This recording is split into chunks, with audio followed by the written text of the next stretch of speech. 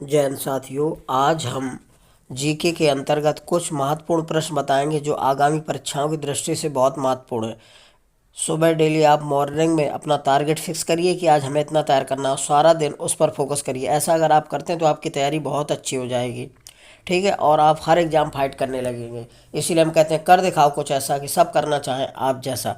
अब देखिएगा, पहला क्वेश्चन है, कह रहा है भारत में अब तक रुपए का कितनी बार अवमूल्यन किया गया है। तो 3 बार किया गया है। भारत में अब तक कितनी बार रुपए का अवमूल्यन किया गया या हुआ है, तो 3 बार हो चुका है, ध्यान रखना। स्वतंत्रता से लेकर अभी तक रुपए का 3 बार अवमूल्यन किया गया, ध्यान रखना। ठीक है, अगला है, वैट को राज्य सरकार के अंतर्गत किस कर में शामिल किया गया है। तो वैट को अप्रत्यक्ष कर में शामिल किया गया है। वैट को राज्य सरकार के अंतर्गत किस कर में शामिल किया गया है, तो अप्रत्यक्ष कर के अंतर्गत आता है वैट, ध्यान रखना। अगला है, पूरे देश में एक समान मूल्य वर्धित कर कब से लागू हुआ।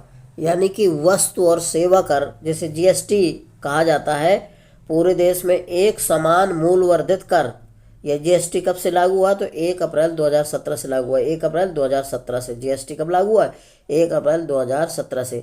इसी को बोला जाता है वस्तु एवं सेवा कर, जीएसटी। ठीक है, यह इसी को बोला जाता है एक समान मूल्य वर्धित कर। तो कब से लागू हुआ है, 1 अप्रैल 2017 से, ध्यान रखना। केंद्रीय सांख्यिकी संगठन की स्थापना कब हुई है, तो 1951 में हुई है।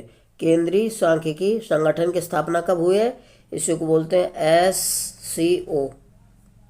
ठीक है, केंद्रीय सांख्यिकी संगठन की स्थापना कब हुई है, 1951 में। ठीक है, याद रखिएगा।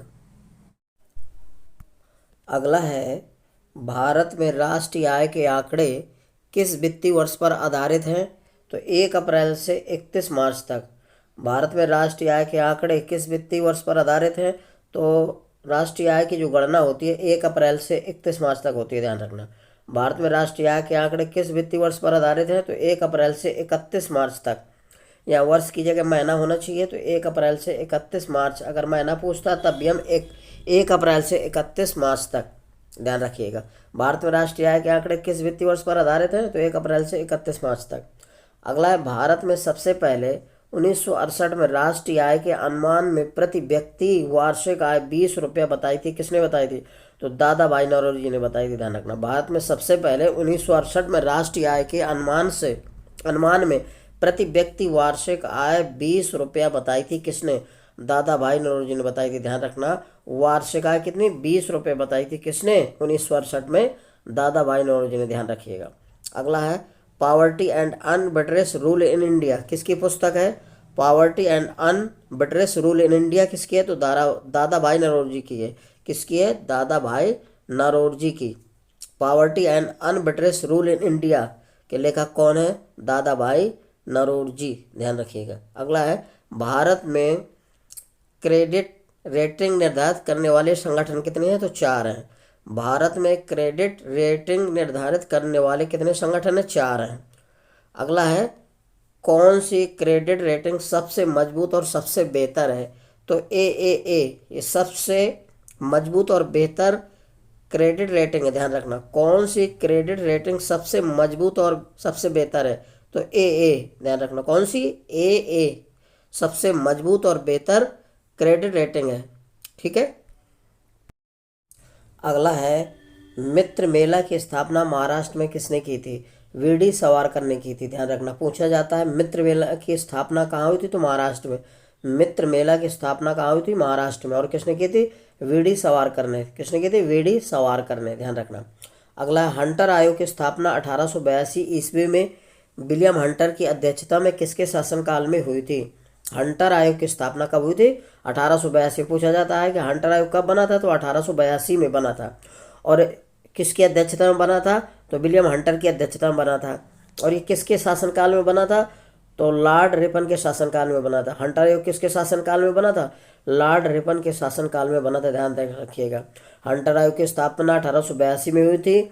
और किसकी अध्यक्षता में, विलियम हंटर की अध्यक्षता में। और ये किसके शासनकाल में बना था, लॉर्ड रिपन के शासनकाल में बना था, ध्यान रखिएगा। अगला है, अखिल भारतीय किसान सभा की स्थापना के संस्थापक कौन थे। अखिल भारतीय किसान सभा की स्थापना के संस्थापक कौन थे, NG रंगा थे। एवं स्वामी सहजानंद थे। अखिल भारतीय किसान सभा की स्थापना के संस्थापक कौन थे? एन जी रंगा और स्वामी सहजानंद थे। और इसकी स्थापना कहाँ हुई थी? तो लखनऊ में हुई थी, ध्यान रखना। अखिल भारतीय किसान सभा की स्थापना कहाँ हुई थी? लखनऊ में, पूछा जाता है अक्सर। अखिल भारतीय किसान सभा की स्थापना कहाँ हुई थी? तो लखनऊ में। और इसके संस्थापक कौन है? एन जी रंगा और सहजानंद, स्वामी सहजानंद। ठीक है, एन जी रंगा और स्वामी सहजानंद इसके संस्थापक थे। अगला है, संविधान सभा द्वारा जन गण मन राष्ट्रगान को कब स्वीकार किया गया था? तो 24 जनवरी 1950 को। संविधान सभा ने जन गण मन राष्ट्रगान को कब स्वीकार किया गया था? 24 जनवरी 1950 को। पूछा जाता है कि राष्ट्रगान कौन है? तो जन गण मन अधिनायक जो है ये जन गण मन राष्ट्रगान है। और इसको संविधान सभा ने कब स्वीकार किया था? 24 जनवरी 1950 को, ध्यान रखिएगा। ठीक है, कब स्वीकार किया था? 24 जनवरी 1950 को, 24 जनवरी 1950 को। अगला है, भारत संयुक्त राष्ट्र सुरक्षा परिषद का अस्थायी सदस्य कब बना था?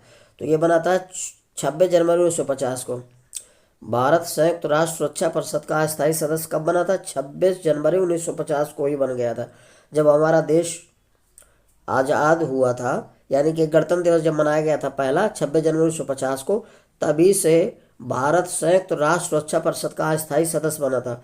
कब बना था अस्थायी सदस्य? 26 जनवरी 1950 को। ठीक है, ध्यान रखिएगा।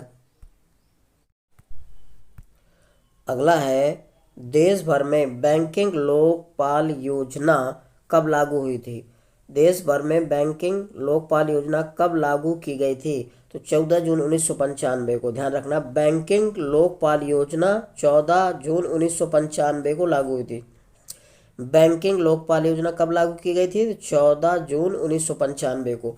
देश भर में, पूरे भारत में बैंकिंग लोकपाल योजना 14 जून 1995 को लागू की गई थी। ठीक है, ध्यान रखिएगा।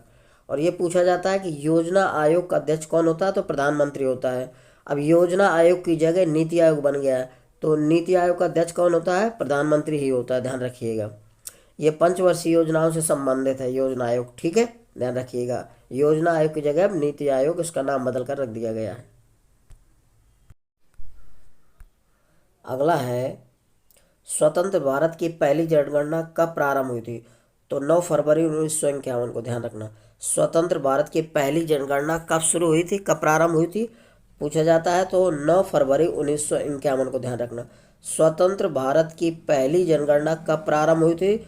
9 फरवरी 1951 को।